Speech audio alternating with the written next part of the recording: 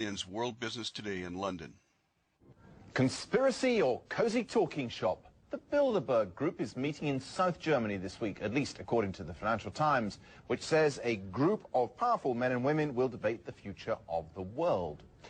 The paper says the steering committee of Bilderberg includes Deutsche Bank boss Josef Ackermann, Nokia CEO Jorma Ollila, Daimler Chrysler's Jürgen Schrempp, and outgoing World Bank President James Wolfensohn. I asked John Ronson, who has written about Bilderberg, what it really is.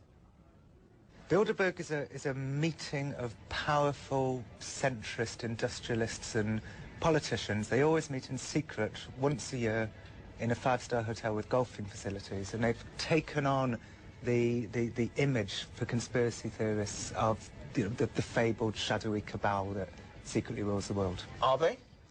Well, yes and no. I mean, they're a bunch of powerful people. They meet in secret. They say we meet in private, which isn't quite the same thing, is it? It's not quite the same thing. I do think that, by and large, many members of the Bilderberg Group actually see themselves in much the same way as the conspiracy theorists see them, as this shadowy cabal out to, if not to rule the world, then to influence world events. What would they see as their purpose then? I mean, presumably it's a good get-together of powerful people. They don't often get a chance to meet away from the glare of the press. One can understand why they might want to have a private chat. Yeah, and that's certainly got something to do with it. They see themselves as wise globalist centrists. They were set up post the Second World War by people like Dennis Healy, David Rockefeller and various others. And there's real idealism there, isn't there? Oh, they didn't want to go to war again. I mean... Oh, absolutely. Is that a sinister conspiracy? Well, I mean, it depends what side of the political spectrum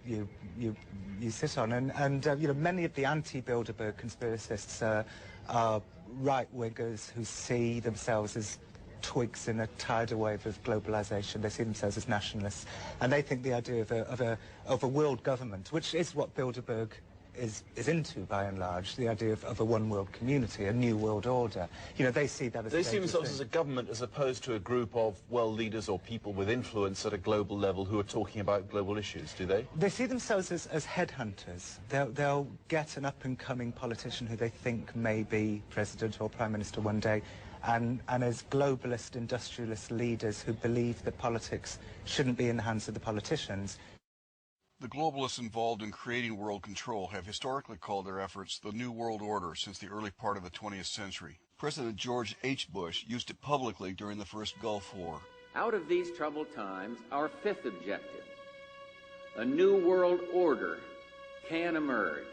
Now we can see a new world coming into view.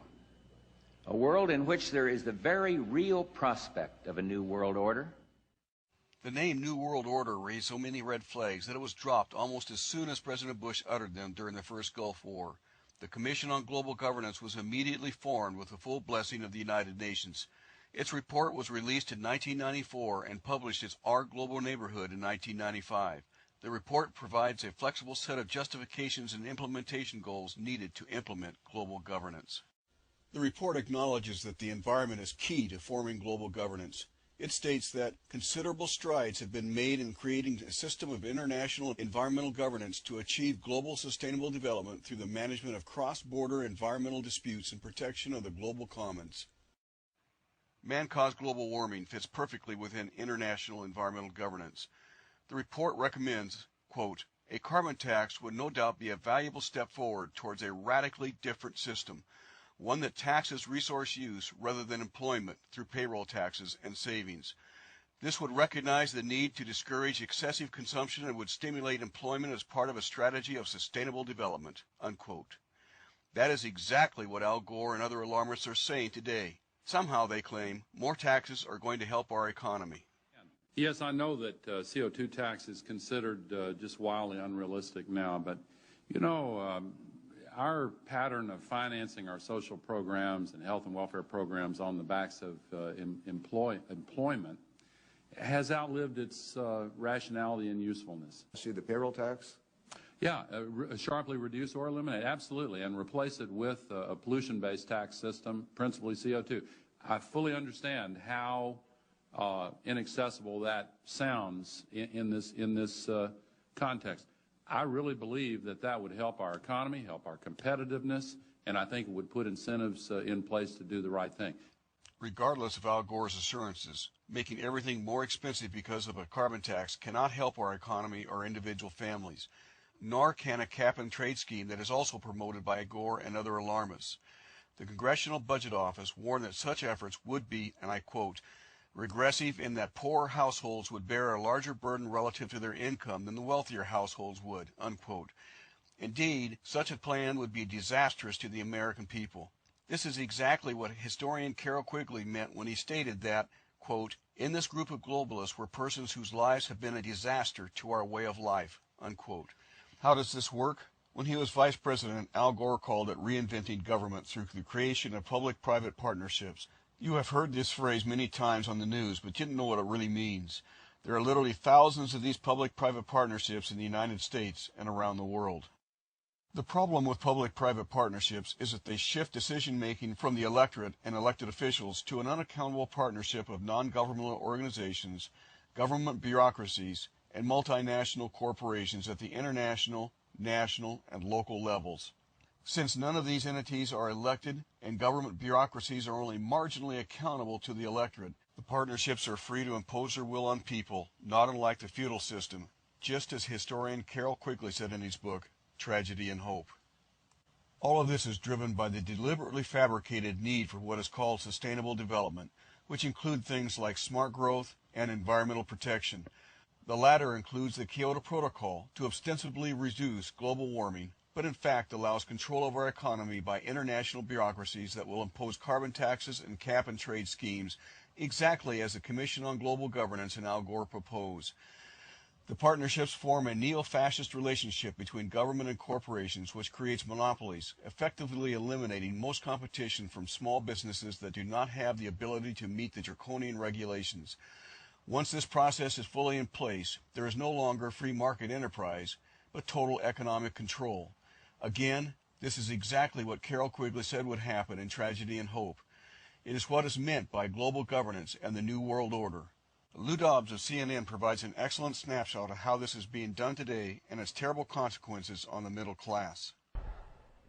Tonight, a proposal for an expanded so-called free trade zone from Alaska to the tip of South America. It's a plan from the business elites, the political elites, that will cost more American jobs, cost American sovereignty, but it would fulfill the president's father's vision. Bill Tucker reports.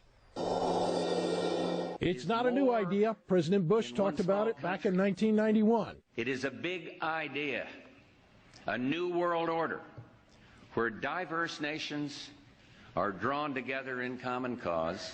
Now, former United States Trade Ambassador Robert Zoellick is talking about it again with renewed vigor.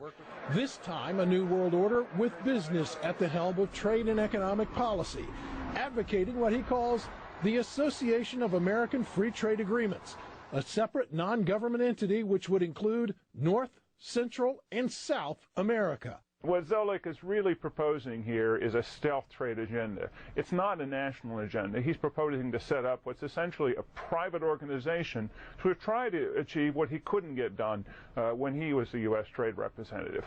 And this is a business agenda.